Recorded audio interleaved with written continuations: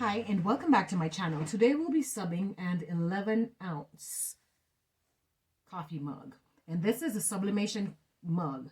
So that's what you need to do your sublimation. You'll need your sublimation mug, which is already covered with your sublimation polymer that comes from your wholesaler, your supplier, and you need your heat transfer tape. You need your transfer. And this one is, I just printed all the transfer that I'm about to do, and this is separate. This is for a bonnet. These are for the mugs that I'll be doing today for my order today. And what I like to use is a blank sheet of paper to put around the mug, just in case there's any residual ink or anywhere else that is on my press. So it kind of works as a blowout sheet for a mug, if you will. So then I'm going to cut out my design. If I have enough room, like this one was gang sheeted because I was doing a lot and I didn't want to waste paper. But what I prefer to do when I'm doing small prints like this is to rip around it so it doesn't create that that line when you press. So I'm going to cut as close as possible to this.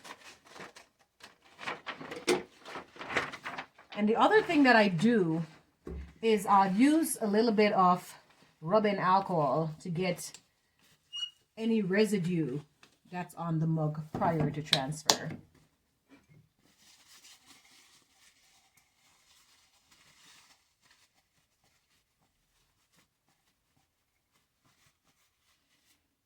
Then I set that down to dry while I prep the transfer.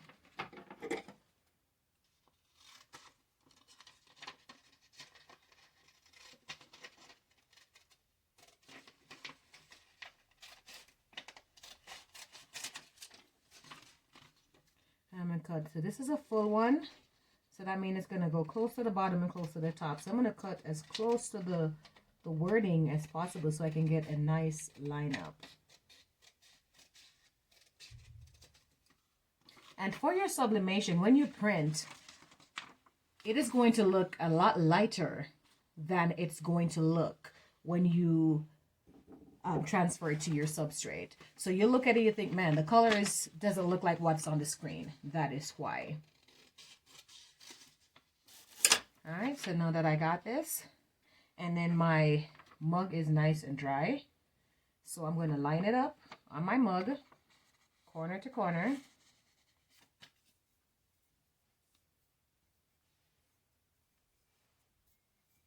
So it's lined up, making sure it's even back there, and we realize this is a little uneven, so we're going to slide it over just a little bit.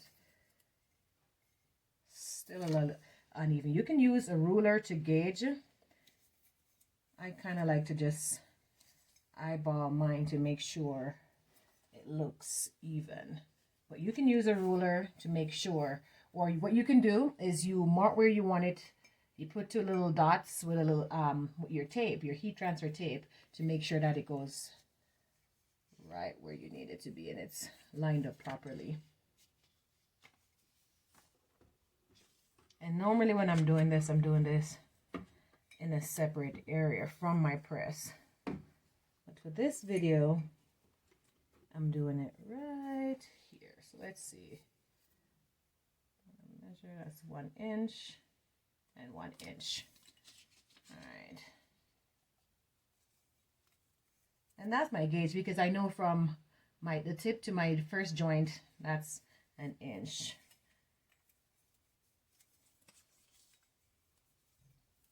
Okay, so once I do that, I'm going to make sure that it's lined up properly, top and bottom. All right, nice, smooth, even. And then I'm going to secure the sides with my heat transfer tape.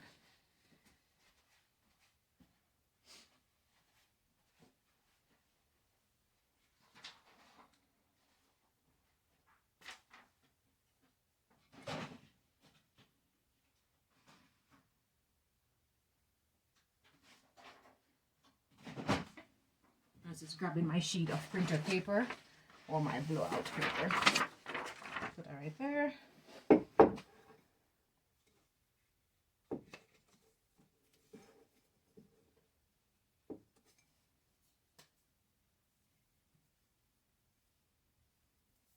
Okay, got it. It's nice and neat. Now I'm going to grab a small piece of transfer tape. I'm going to put it on this side to secure, keep it nice and firm against the mug. Get another piece of tape right here, and I'm going to do the same with this side. Okay, and now I'm going to wrap with my blowout paper or my printer paper. I'm going to slide into my mug press, line it up, make sure that the edges are covered for your full bleed, and then voila. And then in 240 minutes, then we'll be good to go.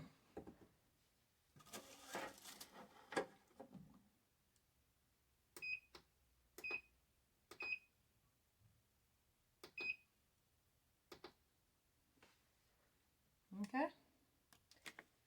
And I'll be back to show you the finished result. Oh, before that, what I have on the other side of my table is I have a bowl with some warm to hot water.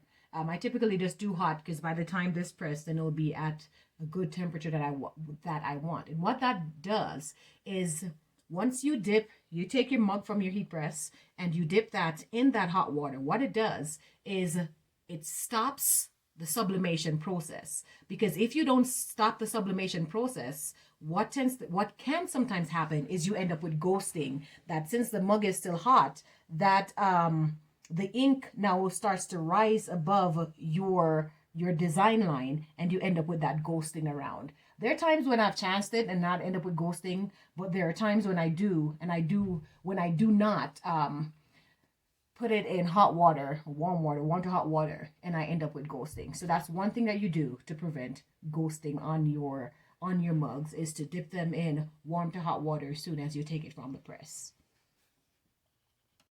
Okay. All right. So the time is up. And I do have my heat gloves that I use. So that's something I would recommend, especially if you're new to it. You're not kind of sure what. Typically, though, the handles are pretty, it's just slightly warm to the touch. The surface of the mug, that's where it's hot. So now I'm about to remove my tape. And there you go. I'm going to plunge it in some warm water right now.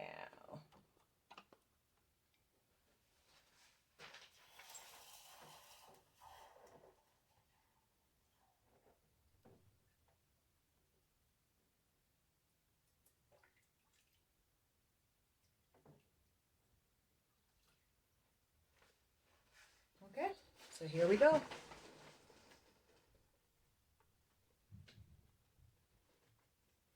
Nice, crisp, beautiful color. All right, so here we go with another one.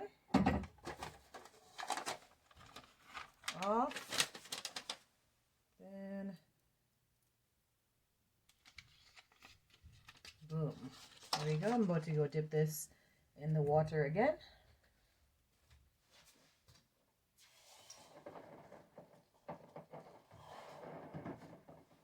And this is why I use a blowout sheet. If you see, you can see the residue. So what happens if you don't have a blowout sheet, then this ends up on the surface of your mug press. And then when you're doing a single picture, that's not a full cup bleed, then what you end up is that transfers to this exposed part of your mug.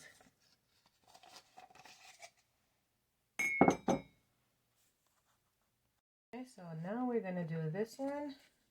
And then I typically, how I do my placement is I put it on the side that's facing out or away from the person drinking the mug. And I use it on a right-handed side, if you will. Because if I did it on the left, then it would be the other way. So then if the person is left-handed, I should say, then I'd put it on the opposite hand. But I typically, unless I get a request that say, hey, I'm left-handed, I typically print my mugs for a right-hander. For this one, instead of cutting it, cutting around the design, what I did was I ripped it. And what that gives it, it gives it that, it prevents it from having that harsh line left over. And it's kind of the same with your t-shirts or other substrate. If you don't, when you cut around the line and you make a smooth edge, that's typically what happens. So we're going to put this down right here. I'm going to let the mug dry for a bit.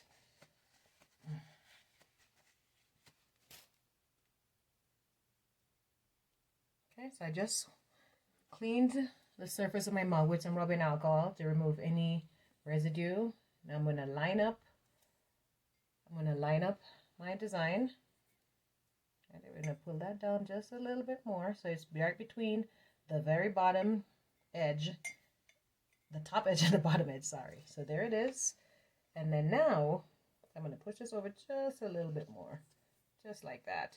And then now I'm going to tape off, put just a little bit of heat tape on both sides. So it's a little piece right there. And then I'm going to put a little piece right here. And you don't need a lot of heat tape. Essentially what it's doing is securing the print, your sublimation print, to your substrate so that it doesn't move and cause ghosting. So now I got my blowout paper.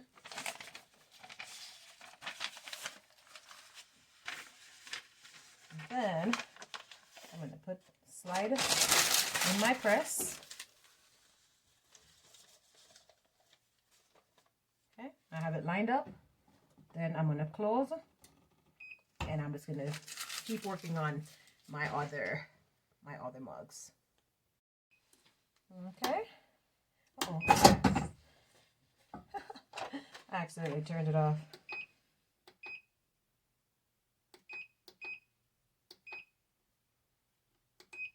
Okay. So here we go. Once again, see that? Now, without the blowout paper, that's what would end up on your mug press to be transferred accidentally to the next mug you put in.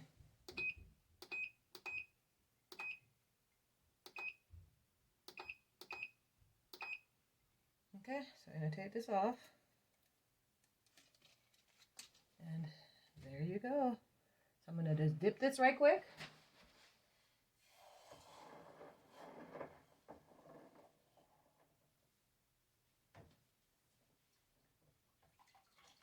Okay, just pulled it from my water bath so as to prevent any ghosting. And there you go. She's so beautiful.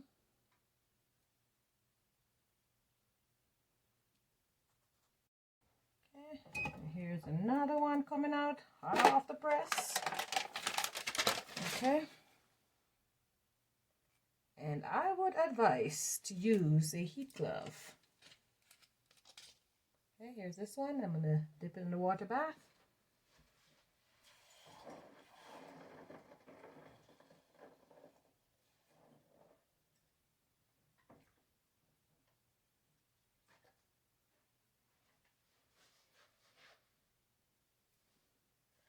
All right, so here are a few that just got done. So we have this beauty right here. And we have this beauty right here. And we have this beauty right here. And coincidentally, all the mugs that I'll be pressing for orders that are going out today are from these three designs. Okay. All right. Thank you for watching. Until next time, please like, comment, subscribe. If you have any questions, just drop them in the comment box and I'll try my best to answer them. All right. Be blessed.